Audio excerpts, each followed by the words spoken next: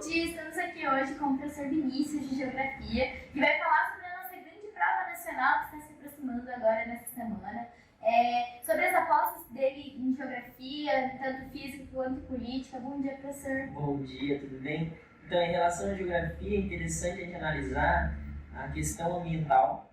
Está muito em alta as questões ambientais agora, então principalmente a parte de aquecimento global, efeito estufa, chuva ácida, inversão térmica. Então, esses são temas muito relevantes aí que tratam aí o nosso cotidiano misturado um pouco com essa geografia física, né?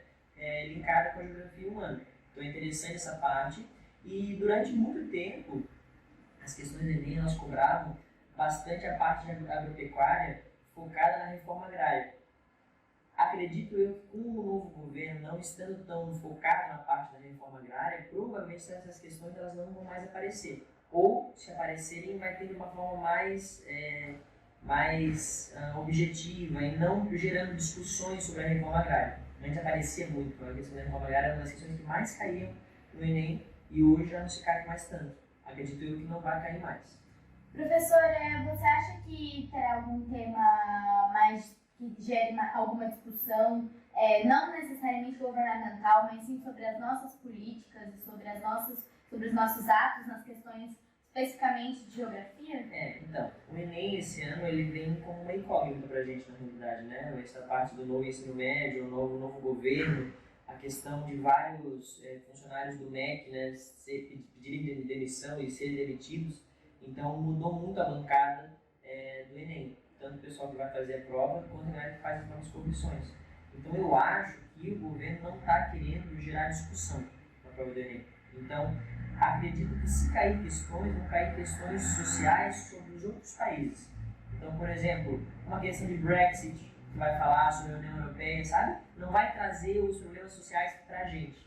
Acho eu que eles vão querer colocar o dedo na ferida deles. Então, eles vão focar talvez aí nas questões sociais de outros países e não do Brasil. Ou de países vizinhos, né, no caso da América Latina, mas não do Brasil em objetividade. Assim, né? Eu acho que ele vai trabalhar com outros países, pode cair uma questão ou outra, pode ser que caia realmente uma questão com um cunho um pouco mais social, mas nada que gere discussão, nada que gere problemas com o governo, sabe?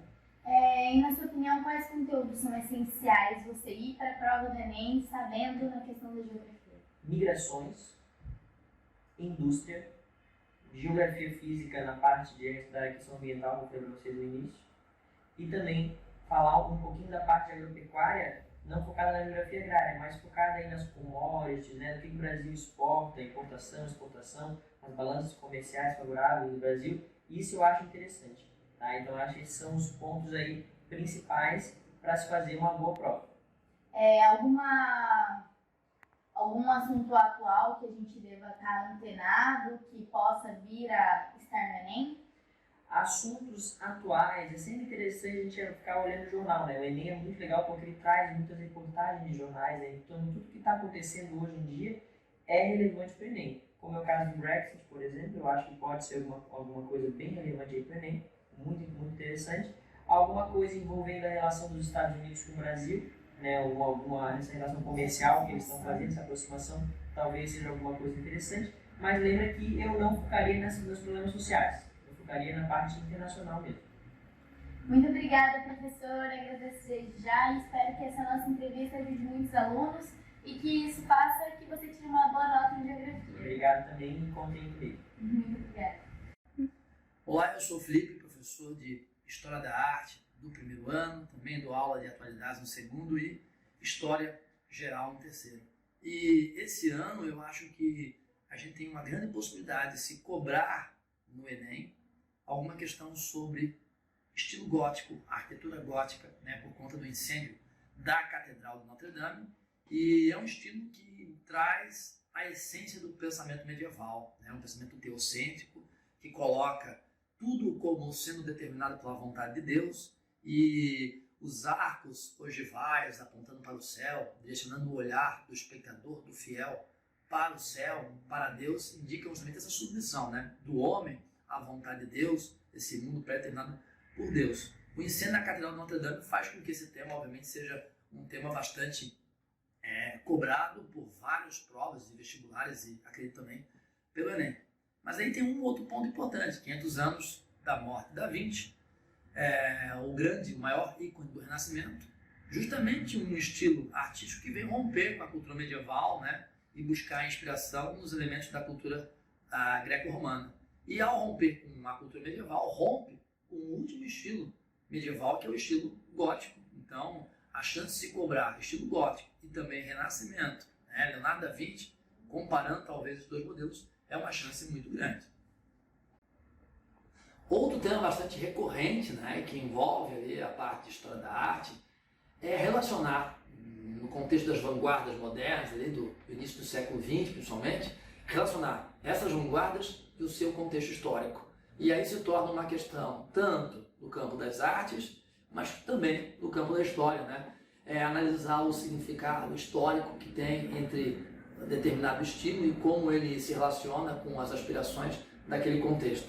Para esse ano, eu aposto muito na possibilidade de se cobrar futurismo.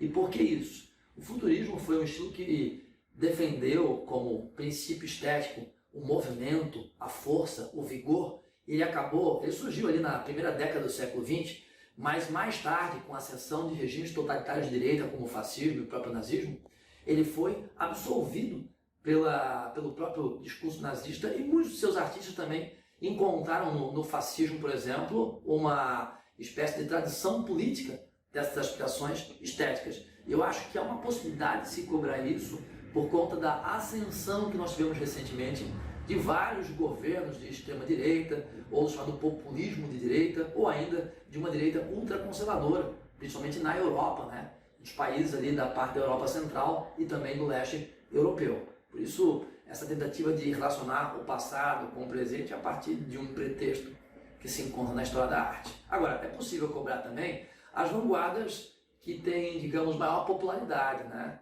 Que têm um conhecimento mais divulgado entre o senso comum, como, por exemplo, o cubismo, certo?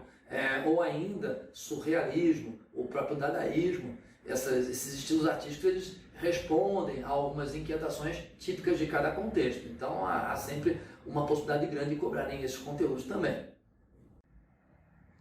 Uma questão bastante relevante para uma prova que envolve uma questão de história da arte, uma questão de atualidades ou uma questão de história, assim, história do Brasil, história geral, é entender o contexto. E por quê?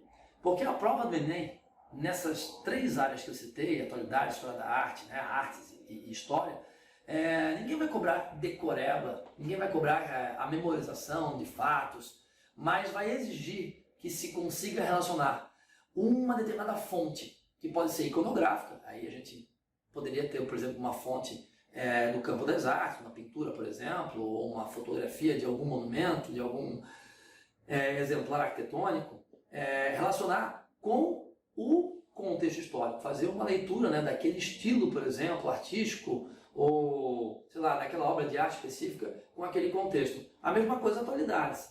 Dificilmente vão cobrar alguma questão de algum fato recente sem inseri-lo num contexto histórico mais amplo. A mesma coisa uma prova de história, né? Ninguém vai cobrar muita decoreba sobre contexto histórico. Pelo menos o Enem tem, historicamente, aí, a perspectiva de relacionar sempre uma fonte histórica e exigir que o candidato saiba interpretar o seguinte, em que contexto essa fonte histórica é produzida, quais sujeitos históricos, quais agentes sociais produziram aquelas fontes, e ao produzir essas fontes, obviamente que imprimiram ali a sua visão de mundo. Então, a prova do Enem vai exigir essa leitura de contexto a partir de fontes históricas, que podem ser também fontes iconográficas, e levar aí para uma leitura também do campo das artes. Por isso, a importância de se entender o contexto, mais do que procurar, né, decorar fatos e relações de causa e efeito, tá bom?